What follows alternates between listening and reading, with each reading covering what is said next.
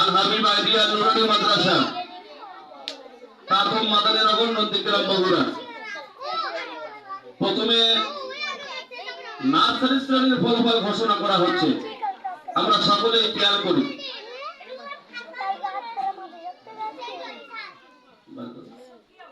এই শ্রেণীতে যারা পরীক্ষায় অংশগ্রহণ করেছে ছাত্র অনেক,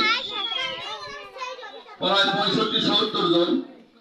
তবে কিছু বাচ্চা নতুন আছে, এই বাচ্চাগুলো আপনার ভর্তি পরীক্ষায় অংশগ্রহণ করেনি।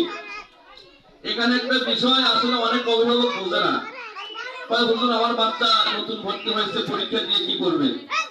আসলে দেখেন, পরীক্ষা দিতে দিতে অভ্যস্ত হয়ে যায়, অভিজ্ঞতা বাড়ে।